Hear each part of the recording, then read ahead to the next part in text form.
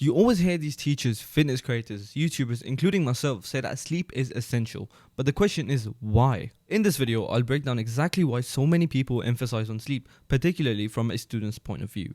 Between studying, doing assignments, and more particularly scrolling through TikTok at 2 a.m., sleep is often the first thing that we end up sacrificing. But the thing is, it should not be the first thing. In fact, it should be the last thing we sacrifice. Sleep is the way that your body recharges itself. So for example, if you do a 100-meter sprint, by the end of that sprint, you're probably going to be exhausted and trying to catch your breath. Same way, your body needs sleep, especially if you've been playing sports, working out, or studied intensely. Your body needs sleep so that it can recover and basically just rest for a bit. What I saw a lot of people do, including myself before I knew sleep was that important, is that when we had an exam the day after, we used to stay up till 2 a.m, 3 a.m, just trying to study as much as we can, because we thought the longer we stay up, the more information that we were studying, the more information that we'll know on the exam. But in fact, it's quite the opposite. If you don't end up getting 7 to 8 hours of sleep, which is universally known as the best amount of time to be sleeping per night, then the chances are when you go towards the exam tomorrow, you're going to have trouble recalling, trouble focusing, and all of that stuff, because you did not give your body rest in terms of sleep. What exactly happens is that a day before the exam, we're studying so hard. We've been studying for like 10 hours and without giving our bodies or minds a break. So when we continue that studying till like 3 a.m. and we have to get up at let's say 7, you're only giving your body 4 hours of sleep. Now 4 hours is not enough for your body to calm down, forget all you've done the day before, and just recharge itself. 4 hours is not enough. The universally known time is 7 to 8 hours. So when you're not giving it enough time to recharge and basically just reboot itself, then you're obviously, when you go to the exam the next day, your body is going to be tired from the day before and it's not going to be able to perform at its peak capacity. So always remember, if you're going into an exam, prioritize sleep the night before. So whatever you've learned, you had enough time that weeks before. You don't need to worry about that now. Just focus on getting the correct amount of sleep.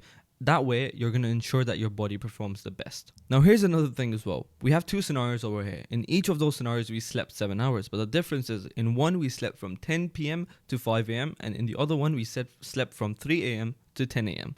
Now, which one do you think is better? Hypothetically, we're getting 7 hours of sleep. But the difference in the quality of sleep between the two is immense, and let me tell you why. Your body has something called the circadian rhythm, which controls when you feel sleepy and when you feel awake. It also controls your energy, hormones, digestion, and even your body temperature. It's like your body's built-in schedule, and believe it or not, it actually aligns with the day-night cycle. So let's say if you sleep at 10 p.m. as opposed to 3 a.m., that will align with your body's circadian rhythm, and not only that, also your body's natural repair window. So basically, you're going to end up getting more benefits in that 7 hours of sleep when you sleep from 10 p.m. to 5 a.m. as opposed to when you sleep from 3 a.m. to 10 a.m. Now, the second thing is there are 2 types of sleep. You have REM sleep, which is rapid eye movement sleep, and then you have deep sleep. REM sleep is basically your brain's learning mode. Your eyes move rapidly under your eyelids and your brain activity increases. REM sleep is also when you end up seeing dreams. Now, the second one is deep sleep. Deep sleep is basically your body's natural repair window. Your heart rate, breathing, and brain activity all go slowly down, and your body focuses on physical recovery and cell repair. So, for example, let's say you go to the gym and you come back completely exhausted and you're very sore. When you go to sleep, deep sleep is when your body will start repairing your muscles that have tears from working out in the gym. So, deep sleep is absolutely necessary so that you can do a physical recovery. Deep sleep also occurs in the earlier part of the night, so from 10 p.m. to around 3 to 4 a.m. And because of that, if you end up sleeping late, for example, if you sleep at 3 a.m., you're going to end up missing that deep sleep cycle. So you don't want to do that. When you miss out on deep sleep, you miss out on muscle repair, metabolism, and overall recovery. And once you talk about the consequences of missing out on deep sleep, there are fatigue, worse workout recovery. So for example, if you go to the gym and you come back, you're still going to be feeling sore the next day. Why? Because you didn't end up getting deep sleep. And you might even face skin/hormonal issues over time. So those of you who think you're going to sleep at 3 a.m. and waking up at 10 a.m. is fine because you still got 7 hours of sleep, it's actually the opposite. You're also hurting yourself. Despite getting 7 hours of sleep, you're still hurting yourself in a way. So the best option is to go to sleep early and wake up early, which also aligns with your body's circadian rhythm, which is just overall beneficial for you, and you're going to see massive improvements in your mood and in every sense of your life. Okay, now that we've talked about why sleep, and more particularly that deep sleep is so important, let's talk about 5 different ways which you can optimize your sleep with. So without further ado, let's get into that as well. Point number one is to stick to a consistent sleep schedule. Now, I don't really know much about this because I didn't do exactly all of my research, but what I can tell you is that sleeping on the same time every day does wonders for a lot of stuff, especially your body, because it's going to get accustomed to that routine where you're going to, like, let's say you're sleeping at 11 p.m. every day and waking up at, let's say, 8 a.m. Your body will get used to that, and it's going to it's going to start aligning with the circadian rhythm and your body's natural clock.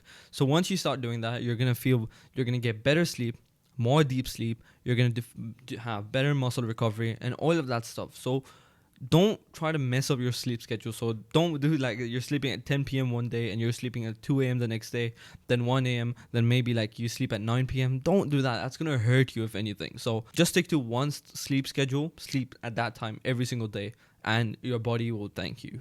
Now, the second point is don't eat food for 2 to 3 hours before bed. Now, the reason for this is your body digests food and it takes quite a bit of time to digest it. So if, let's say, I eat food 30 minutes before bed and I just go to bed immediately, when I sleep, my body's, instead of like my body focusing on muscle recovery and cell repair and all that stuff, it's going to be focusing on digestion, which basically even though you're in deep sleep, you're not going to get any like benefits out of it because your body's going to be focused completely on digestion. So that's why experts say that if you want to go to sleep, make sure you're not eating anything 2 to 3 hours before going to sleep, because by that time, I think 2 to 3 hours, your body does digest the food. So when you go to sleep, it can focus completely on deep sleep and, muscle recovery, cell repair, and all that good stuff. Now, point number 3 is to avoid using screens 60 minutes before bed. Now, the reason for this is when you use your phone before bed, your brain is stimulated. And when you go to sleep, it can actually disrupt your circadian rhythm. Using your phone before bed will disrupt your circadian rhythm. So experts say that if you just, for 1 hour before bed, no screens, or even if you have to use, if it's very urgent, put it on like the night mode or the yellow shift, I believe that's what it called on Apple.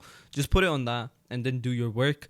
But obviously the better option is to not use it at all. Now, point number 4 is to not drink caffeine after 3 p.m. The reason I say this is when you drink caffeine actually stays in your system for around 7 to 8 hours after you've drunk it. So for example, if I drink it at 2 p.m., it's going to stay into my system till 10 p.m. So it's going to disturb my sleep.